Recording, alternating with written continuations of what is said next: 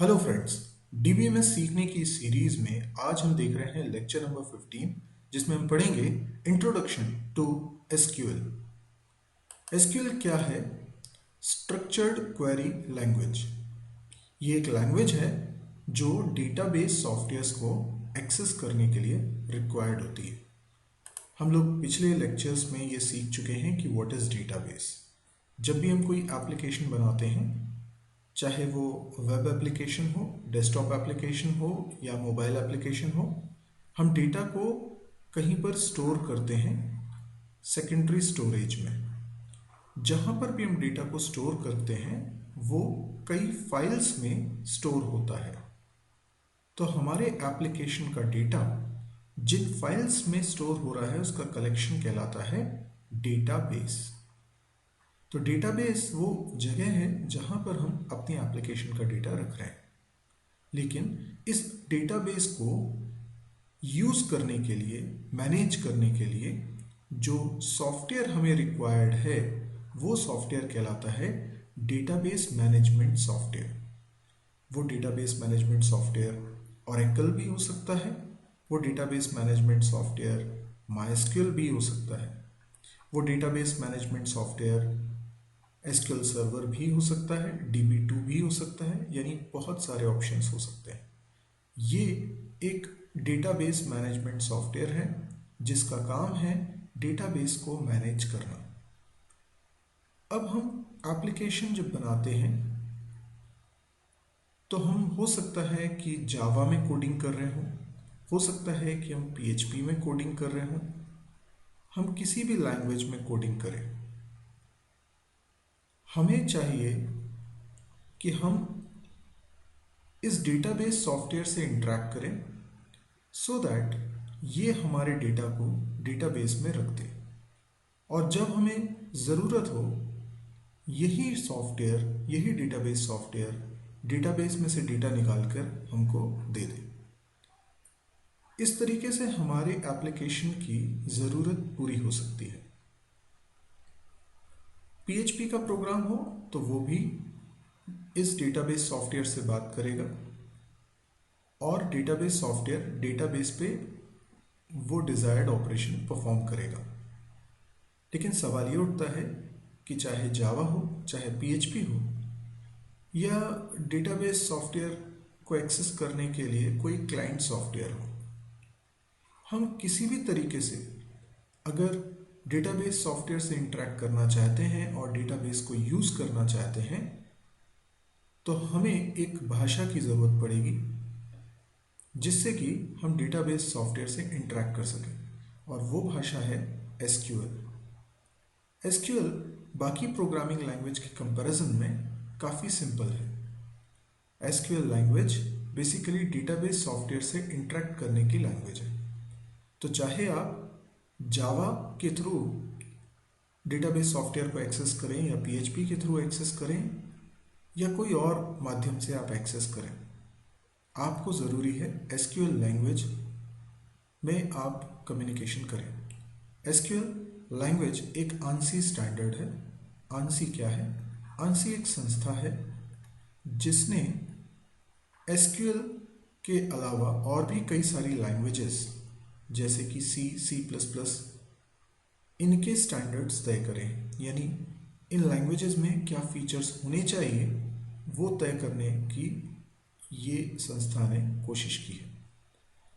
तो अब अगर आप देखें कि जावा के थ्रू मैं ओरेकल से इंटरेक्ट कर रहा हूँ या माइस्क्यूएल को इंटरेक्ट कर रहा हूँ या DB2 से इंटरेक्ट कर रहा हूँ, किसी भी डेटाबेस सॉफ्टवेयर से इंटरेक्ट कर रहा हूँ, तो एसक्यूएल की कमांड्स लगभग सब जगह सेम रहती हैं। हाँ, थोड़ा बहुत वेरिएशन हो सकता है क्योंकि कोई भी डेटाबेस सॉफ्टवेयर बनाने वाली कंपनी अपने हिसाब से कुछ एक्स्ट्रा कमांड्स भी प्रोवाइड कर सकती है, लेकिन ANSI ने जो निर्धारित किया हुआ है उतने फीचर्स तो सभी को देने ही पड़ते हैं। तो स्टैंडर्ड लैंग्वेज है, ANSI स्टैंडर्ड है for dealing with all relational databases. अब एसक्यूएल के बारे में थोड़ी सी बातें हिस्ट्री से रिलेटेड। इनिशियली एसक्यूएल को डेवलप किया था IBM ने। IBM में शुरुआत में जब इसका नाम था तो तब एसक्यूएल नहीं था, तब था सीक्वल। इसलिए आज भी कई लोग एसक्यूएल को सीक्वल रीड करते हैं। सीक्वल पुराना नाम है जिसका फुल फॉर्म था स्ट्रक्चर्ड इंग्लिश क्वेरी लैंग्वेज। यानी एसक्यूएल में जो स्टेटमेंट्स हैं वो काफ़ी हद तक इंग्लिश के स्टेटमेंट की तरह लगते हैं। जैसे आप एक डेटा रिपोजिटरी से कुछ डेटा निकालने या रखने की रिक्वेस्ट करते हैं, कुछ क्वेरी करते हैं, तो उसके लिए इंग्लिश में जैसे स्टेटमेंट बोले जाएंगे लगभग वैसे ही स्टेटमेंट एसक्यूएल लैंग्वेज में बोले जाते हैं। एसक्यूएल कमांड्स को मेजरली दो कैटेगरी में डिवाइड किया गया है। हालांकि आप जब ऑरेकल पढ़ते हैं तो वो 5 कैटेगरी या 4 कैटेगरीज में डिवाइड करती है एसक्यूएल कमांड्स को, लेकिन मोटे मोटे तौर पे सभी डेटाबेस सॉफ्टवेयर्स एसक्यूएल कमांड्स को 2 कैटेगरीज में डिवाइड करते हैं। पहली कैटेगरी है DDL, जिसको हम बोलते हैं डेटा डेफिनेशन लैंग्वेज, और दूसरी कैटेगरी है DML। यहाँ पर मैं आपको एक बात बता देना चाहता हूँ कि रिलेशनल डेटाबेस मैनेजमेंट सिस्टम को एक्सेस करने के लिए एसक्यूएल लैंग्वेज है। रिलेशनल डेटाबेस मैनेजमेंट सिस्टम क्या होता है? RDBMS। ये जो ऑरेकल है, माइस्क्यूएल है या DB2 है, ये सारे RDBMS सॉफ्टवेयर है।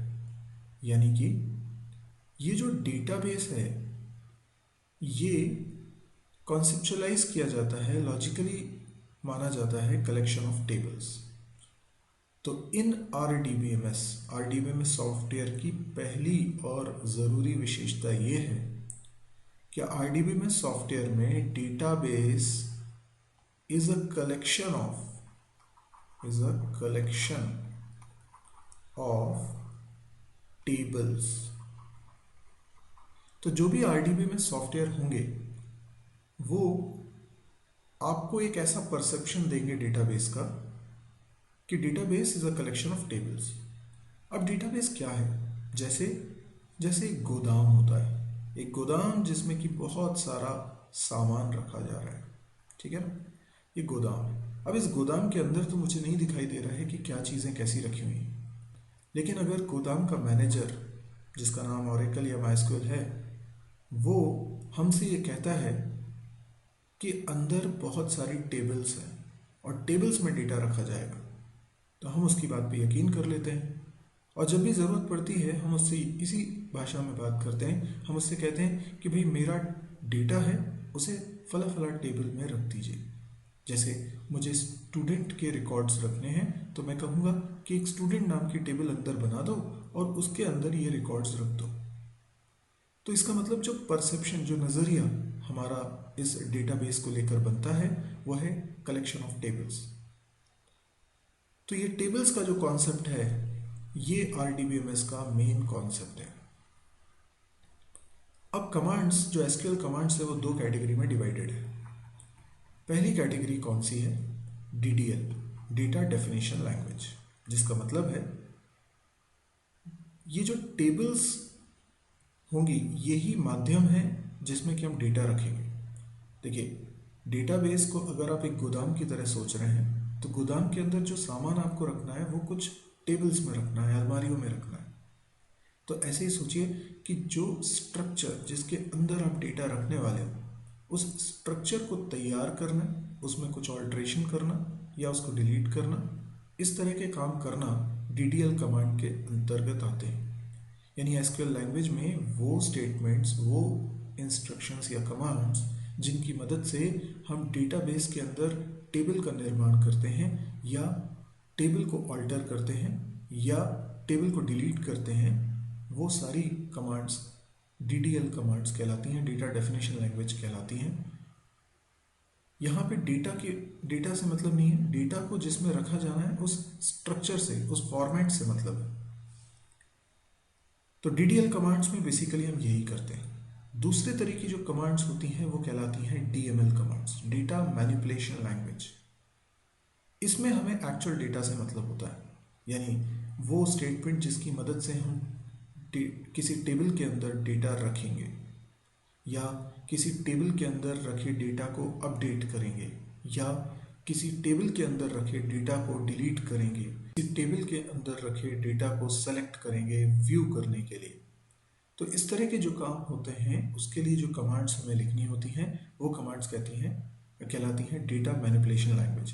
तो फंडामेंटली अगर आप दोनों में फ़र्क समझें तो DML कमांड डेटा से रिलेटेड है और DDL कमांड उस स्ट्रक्चर से रिलेटेड है जिसमें डेटा को रखा जा रहा है। तो यहाँ पे दोनों में कुछ फ़र्क दिए हुए हैं। जैसे कि DDL कमांड है तो इसमें वो कमांड्स हैं जिससे हम क्रिएट, ड्रॉप, ट्रंकेट या ऑल्टर करते हैं टेबल को, और DML कमांड के अंतर्गत हम इंसर्शन करते हैं डेटा का, या अपडेशन करते हैं, या डिलीशन करते हैं, या फिर हम डेटा को एक्सट्रैक्ट करते हैं without removing data from the table. तो ये सारी कमांड्स कहलाती हैं DML कमांड्स। जब हम DBMS पढ़ रहे हैं तो SQL हमें आनी चाहिए। ऐसे और भी कई सारी लैंग्वेजेस हैं जो प्रपोज्ड हुई थी डेटाबेस सॉफ्टवेयर को एक्सेस करने के लिए, लेकिन SQL वो लैंग्वेज है जो प्रैक्टिकली यूज़ होती है, तो इसके लिए हमें इसी की प्रैक्टिस ज़्यादा करनी चाहिए।